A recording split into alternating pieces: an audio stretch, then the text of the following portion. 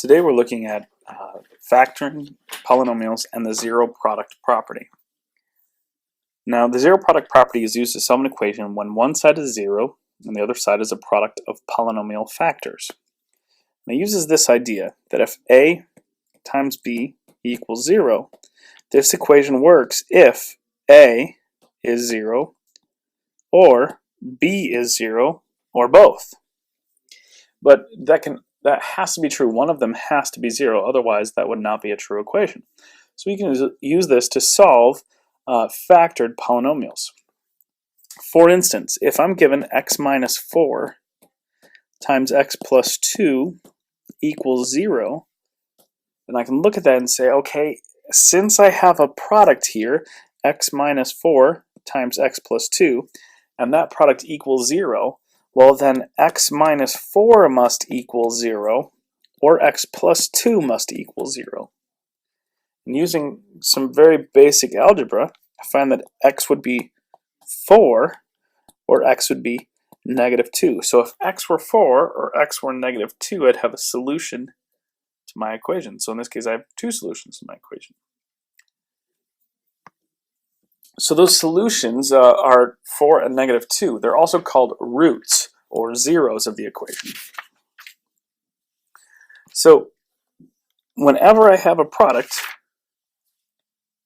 I just set each individual factor equal to 0, but it has to be a product equal to 0 like this. So take a few seconds, pause the video, and see if you can come up with the solutions to this equation.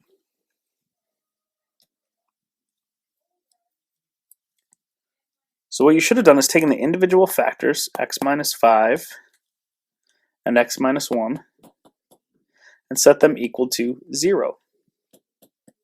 And then solved by adding 5 to both sides in this equation, and adding 1 to both sides in this equation. And you get x equals 5 and 1. Those are your solutions.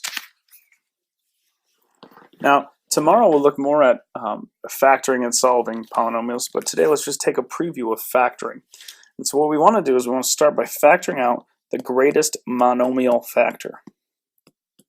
So if I want to find the greatest monomial factor of these two terms, the first thing I look at is their coefficients. What's the greatest common factor of 12 and 42? In other words, what's the largest number that goes into both 12 and 42? 6. Okay, that's the biggest number that goes into both 12 and 42. So if I divide 12x by 6, I'm left with 2x. And if I divide 42y by 6, I'm left with 7y. Then I want to look at their variables. Do their variable sets have anything in common? No, so there's nothing I can factor out here. That's as far as it goes. Let's try another example. 4x to the 4th plus 24x to the 3rd. So the first thing we do is look at their coefficients. What's the largest number that goes into both 4 and 24? 4. Then we look at their variables. What do x to the 4th and x to the 3rd have in common? Well, they both have at least 3 x's, okay? X to the 3rd can go into x to the 4th, and x to the 3rd can go into x to the 3rd. X to the 4th can't go in to x to the 3rd. Imagine if x were 2.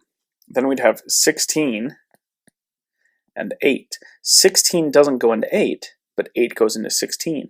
For the same reason, x to the 3rd goes into x to the 4th, but not the other way around. So I can factor out an x to the 3rd.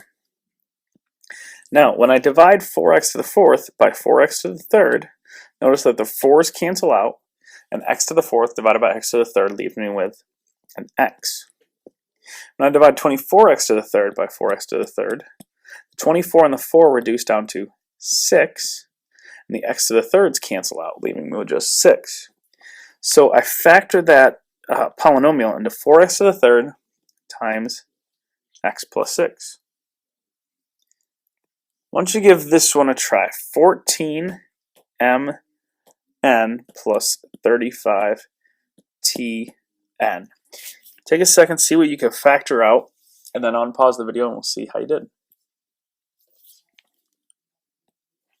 So if we look at the numbers first, the biggest number that goes into both 14 and 35 is 7. And what variables do they have in common? If we look at the variables in the first one, we got m and n. In the second one, we have t and n. So they both have an n. Now, when we take 7n out of the first one, the 14 and the 7 reduce down to 2, and the n's cancel out, leaving us with just m. If we take 7n out of the second one, the 35 over 7 reduces to 5. The n's cancel out, leaving us with t. So that's the fully factored form. All right, if you have any questions, feel free to ask. If not, you can move on to your homework.